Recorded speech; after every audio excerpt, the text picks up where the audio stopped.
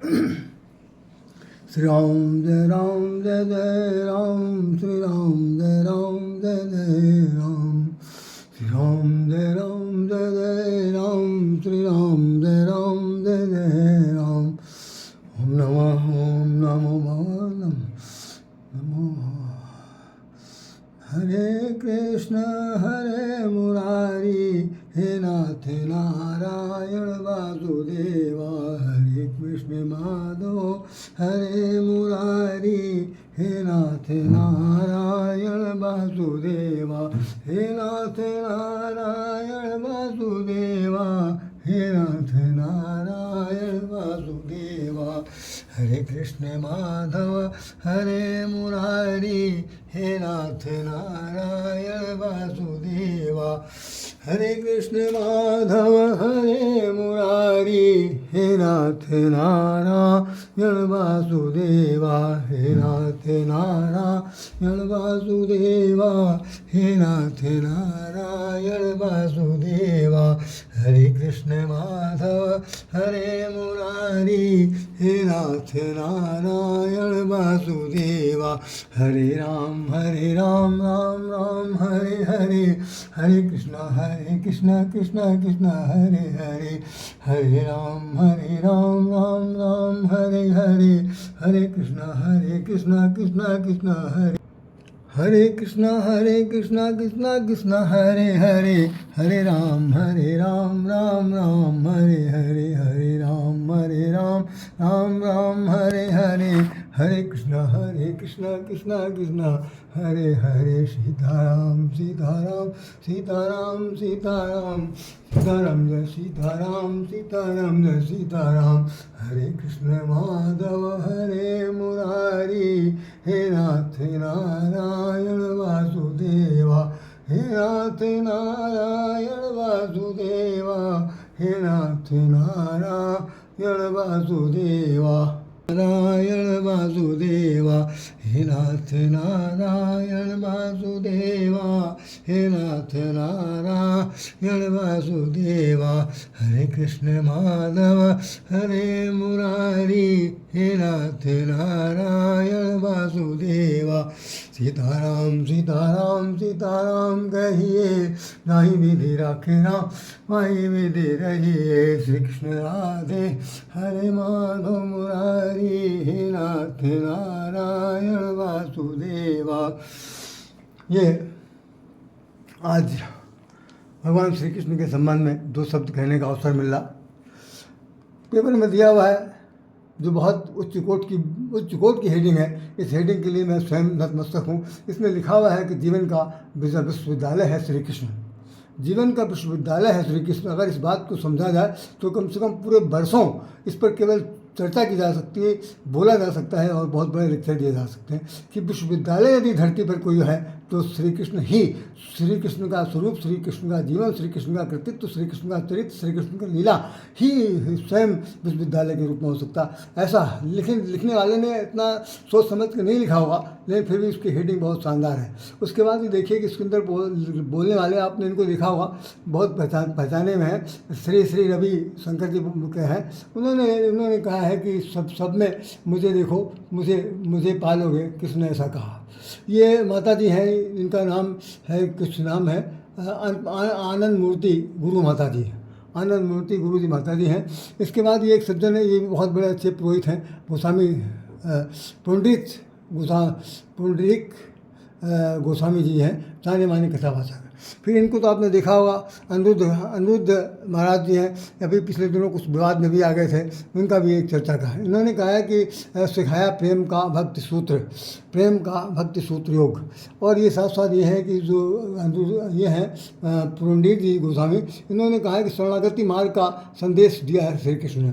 मतलब अपने जिसकी जो जैसी सोच थी। उसके बाद आप इनको पहचानते हो, बहुत पुराने हो गए हैं कथावाचक। ये हैं श्रीमान रमेश भाई ओझा, और बड़े भाई जी के नाम जाने जाते हैं। इन्होंने लिखा कुदरत से प्रेम का मंत्र दिया श्री कृष्ण ने। ये तो रही बात। इसके बाद देखिए कि कृष्ण वंदे जगत गुरु, ये एक बहुत बड़ा विषय है। सामने देख रहे हैं कि इस्कॉन टेम्पल के ये एक बहुत बड़े कहना चाहिए मृदंग वादक हैं, जो नाचते हुए भगवान श्री कृष्ण का नाच गान कर रहे हैं। इसके बाद ये देखिए कृष्ण की झांकी में प्रभु राम दिखाई पड़ रहे हैं, ऐसा भी देखने वालों ने दर्शन किया होगा। कहा कि शहर में सज गई सभी भगवान की झांकियाँ, चंद्रयान-3 की सफलता की याद भी दिखाई गई इस झांकी के अंदर, भगवान दिखे। इसके बाद ये आप देखेंगे हमारा एक लेख छपा हुआ है। इस लेख पर बड़े हमारे 2 थे जिनको मैंने एक नहीं दिया। अब मैं सोच रहा हूँ कि वो जिस दिन छठी होगी उस दिन एक और लेक्चर हो जाएगा। इसमें लिखा हुआ है कि द्वापर युग की लाक्षणिकता और भगवान श्री कृष्ण का प्राकट्य, भगवान श्री कृष्ण का प्राकट्य और द्वापर युग की लाक्षणिकता और भगवान श्री कृष्ण का प्राकट्य। इसमें देखिए श्री कृष्ण जन्माष्टमी लिखा हुआ। श्री कृष्ण जन्माष्टमी के अवसर पर ही निकला था। कब निकला था ये आप देख लीजिए, 25 अगस्त 2008, 25 अगस्त 2008 को ये राहत टाइम्स नाम का एक अखबार है, उसके अंदर ये प्रकाशित हुआ था। इसमें आप हमारा नाम भी कहीं पढ़ सकते हैं, निश्चित रूप से नाम लिखा हुआ देखें, राधेश्याम राधे ही दिखाई पड़ रहा हुआ। आइए हम लोग थोड़ी देर चर्चा करते हैं। जय श्री राम, जय श्री राम। बोलिए श्री कृष्ण भगवान की जय। आज जन्माष्टमी के उपलक्ष्य में 2 शब्द कहने का अवसर निकाल पाया हूँ प्रभु कृपा से। जितनी देर में बोलूँगा वो सब भगवान ही बोलेंगे और उनकी ही महती कृपा का फल है। अन्यथा तो कोई इतना विशाल जिनका जीवन चरित्र रहा हो, इतना विशाल जितना उनका व्यक्तित्व कृतित्व रहा हो, जिस भगवान के लिए सारा संसार लीलामय हो जाता है, सारा संसार एक बार अपनी सुध-बुध खो देता है, सारे संसार में एक प्रकार की एक प्रेम की एक झलक दिखाई पड़ती है। वो भगवान श्री कृष्ण इस धरती पर आए और उन्होंने 16 अवतार का एक स्वरूप उन्हें माना गया और उन्होंने पूरी धरती पर एक छत्र ऐसा राज फैला दिया कि जो उनके बिना जीने वालों की संख्या जो है वो बहुत ज़्यादा थी और बहुत लोग परेशान होते थे कि भगवान कृष्ण किस तरह मिल जाएंगे। सब एक से एक लोग बावरे हो गए और भगवान श्री कृष्ण भी, नहीं कहना चाहिए मुझे, भगवान श्री कृष्ण भी अपने साथी बरातियों के लिए, अपने गोपिकाओं के लिए, अपने शुभचिंतकों के लिए, अपने इष्ट मित्रों के लिए, अपने सखा के लिए भी बहुत परेशान रहते थे। ये उसकी बात कर रहा हूँ जिसने ज्ञान योग, भक्ति योग और कर्म योग का सिद्धांत बताया, रास्ता दिखाया और हमें जीवन जीने के स्वर। तो हम आपको सबसे पहले एक बात बताना चाहते हैं जो अभी आपने देखा कि इसमें लिखा हुआ कि यूनिवर्सिटी एक प्रकार के भगवान कृष्ण का जो स्वरूप है, जीवन है, वो एक प्रकार के विश्वविद्यालय है। अब आप समझ सकते हैं विश्वविद्यालय में कितने संकाय होते हैं, कितनी फैकल्टी होती है, कितने विषय पढ़ाए जाते हैं, कितनी चीज़ें होती हैं। उन सभी चीज़ों को पढ़ाने के लिए, उन सभी विषयों को पढ़ाने के लिए भिन्न प्रकार के अध्यापक की ज़रूरत होती है। उन अध्यापकों के साथ साथ जो उस रुचि के रखने वाले छात्र छात्राएँ हैं उनकी भी आवश्यकता होती है। बहुत कुछ होता है एक यूनिवर्सिटी में और वो यूनिवर्सिटी का अगर मिला जुला स्वरूप यदि किसी राइटर तो नहीं कह सकता, एक पत्रकार ने अगर अपनी सूझबूझ से बात लिख दिया तो मैं समझता हूँ कि उसकी कलम को धन्यता का उसे मिलना चाहिए और मैं उसकी कलम को सत नमन करता हूँ। मैंने जानता हूँ किसने लिखा, लेकिन ये अखबार की ये हेडिंग है, बहुत अच्छा। बाकी इसमें जिन लोगों ने अपनी बातें रखी हैं वो उनका एक अपना व्यक्तिगत संदेश है जिसको वो दे रहे हैं। मैं आपको बताना चाहता हूँ, जो आप सभी लोग जानते हैं, पूरी दुनिया जिन लोगों ने गीता पढ़ी है, जिन लोगों ने रामायण पढ़ी है, गीता रामायण जिन लोगों ने पढ़ा है, उन सब लोगों के सामने एक ही बात सामने आई होगी सबसे ज़्यादा, कि उसमें ये कहा गया कि भाई भगवान जो है उस वक्त अवतार लेता है जब धर्म की हानि होती है।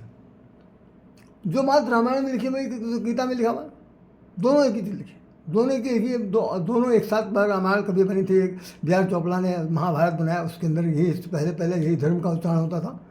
रामायण जो बनाई गई उसके अंदर भी धर्म की चर्चा की गई। भगवान शंकर भी पार्वती जी से धर्म की चर्चा के बारे में बात करते हैं।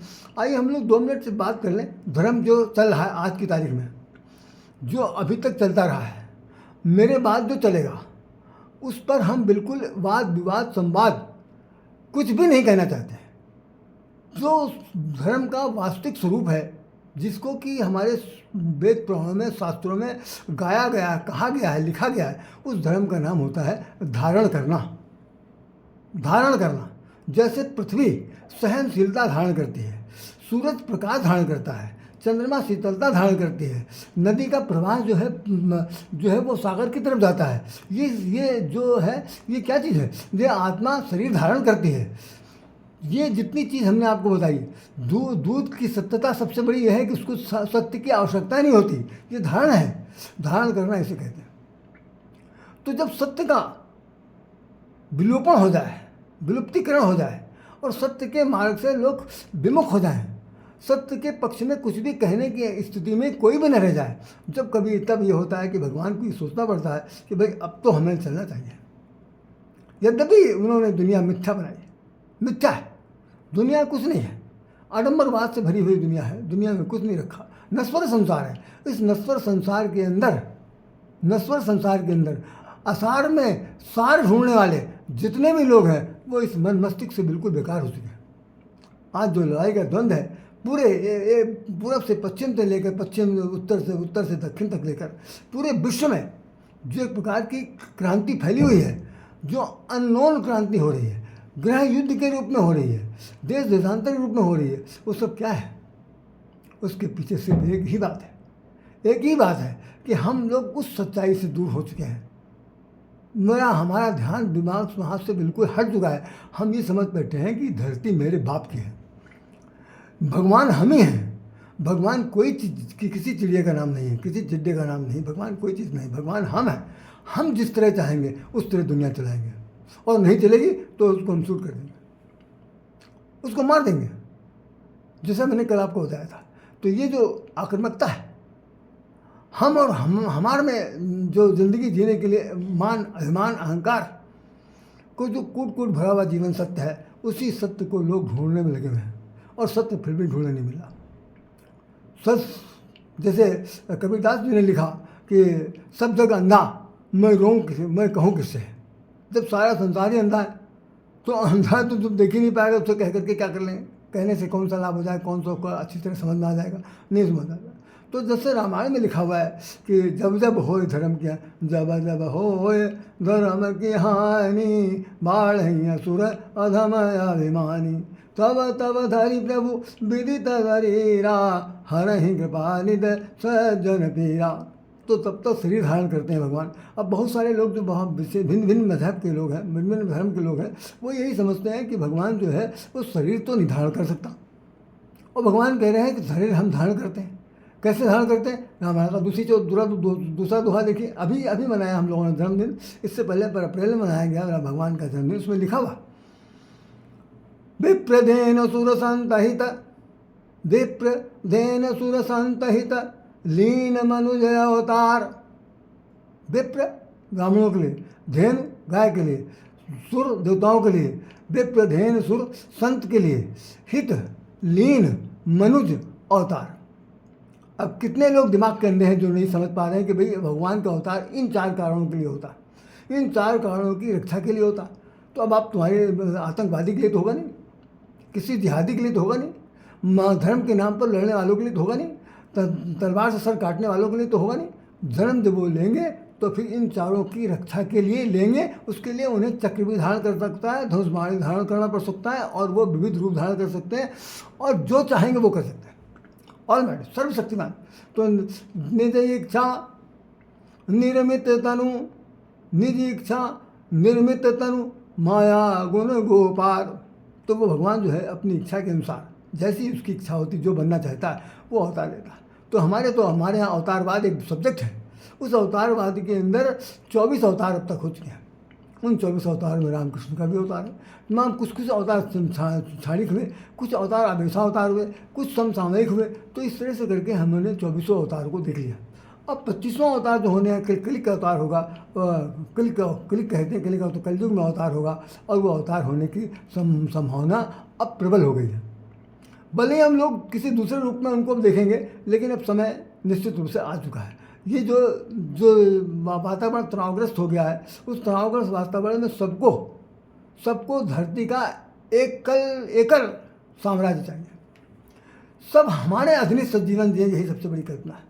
और जरा श्रीमद् भागवत का उसका देखिए, गीता में क्या भगवान ने कहा। इस सारे संसार में जो कुछ भी हो रहा है, जैसा भी हो रहा है, उसमें भगवान ने कहा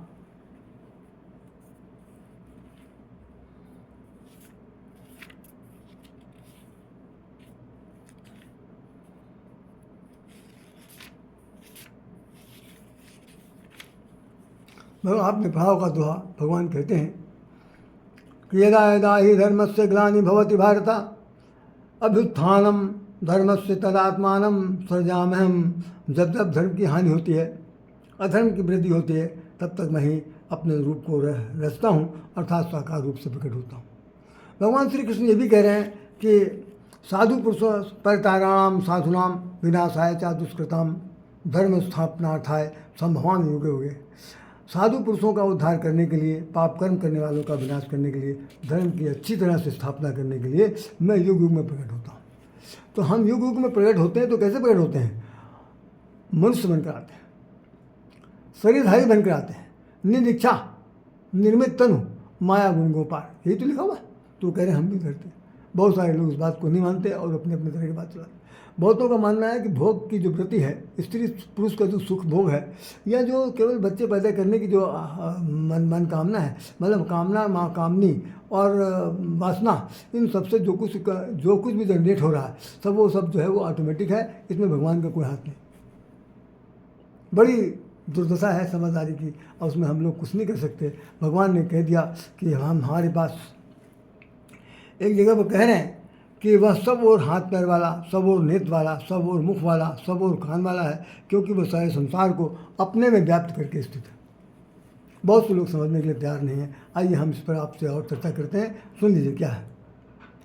भगवान का अवतार, जब कृष्ण का अवतार धरती पर होता है, उस समय की स्थिति क्या है सब लोगों को पता है। उनके माता पिता जो हैं जेल के अंदर है। जेल में जिसने बंद कर रखा है वो उनका घर सगा है, चचेरा भाई है कंस देवकी का। और वो सब लोगों ने कहानी सुनी होगी। बस जो विदा करा करके लेके जा रहे हैं, आकाशवाणी हो रही है कि हे कंस, तुझे मारने वाला इस धरती पर द्रौपदी का देवकी का 8वां पुत्र होगा।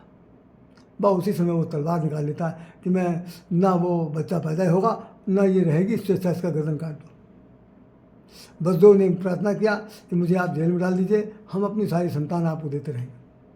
नतीजा हुआ कि उन्हीं को जेल में डाल दिया गया। अब एक बात यहाँ पर समझ में आती है कि 8 पुत्र पैदा करने के लिए उनको 8 साल तक जेल के अंदर रहना पड़ा। ये कितने साल है कुछ नहीं पता, लेकिन भाई 8वां पुत्र घर में जब आता है तो फिर स्थिति बदल जाती है। भगवान कृष्ण का जन्म हुआ,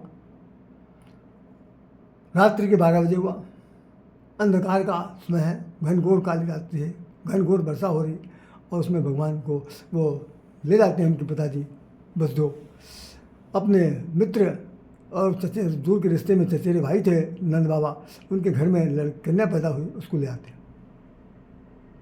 और वो कन्या कौन है? महामाया।